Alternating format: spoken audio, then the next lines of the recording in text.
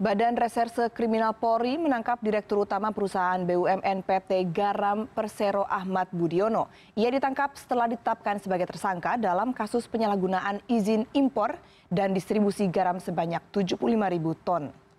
Dari laman cnnindonesia.com, Direktur Tindak Pidana Ekonomi dan Khusus Bareskrim Polri Brigjen Agung Setia membenarkan penangkapan ini.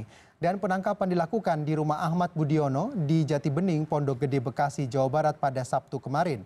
Ahmad Budiono dijadikan tersangka terkait pengubahan rencana impor garam industri menjadi garam konsumsi. Selain melanggar peraturan Menteri Perdagangan tentang ketentuan importasi garam, Ahmad juga diduga melanggar aturan lain yaitu Undang-Undang Perlindungan Konsumen, Undang-Undang Tindak Pidana Korupsi, dan juga Undang-Undang Tindak Pidana Pencucian Uang dengan ancaman hukuman maksimal 20 tahun penjara.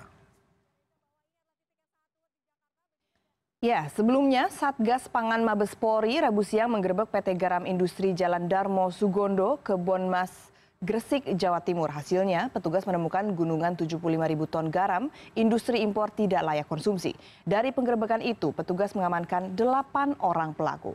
Ya, pelaku ini sengaja memperdagangkan garam industri impor untuk menghindari pajak 10%, dan akibatnya selain merugikan hingga puluhan miliar rupiah, bisnis nakal yang sudah berjalan selama 3 bulan ini juga merugikan para petani garam. Penggerebekan PT Garam di Jalan Kapten Darmo Sugondo nomor 234 Kebomas Gresik pada Rabu 7 Juni lalu dipimpin langsung oleh Irjen Pol Setio Wasisto, Ketua Satuan Tugas Pangan, yang juga Kepala Divisi Humas Mabes Polri. Dalam penggerebekan tersebut, Satgas Pangan Nasional menemukan 75.000 ton garam industri. Tumpukan garam ini diimpor dari Australia pada 22 April lalu. Garam industri itu kemudian diperdagangkan ke 53 perusahaan lain dengan perincian 55.000 ton ke gudang di wilayah Gresik, sedangkan 20.000 ton dikirim ke gudang di Medan. Menurut Setio, garam industri tersebut ditambah yodium lalu dikemas menjadi garam konsumsi dan dijual kepada masyarakat. Dari 53 perusahaan itu, 2 perusahaan terbukti menjual garam industri tidak layak konsumsi. Total kerugian sebetulnya kalau dihitung biaya masuk tadi 3,5 miliar, kemudian pengalian dari konsumsi industri ke konsumsi.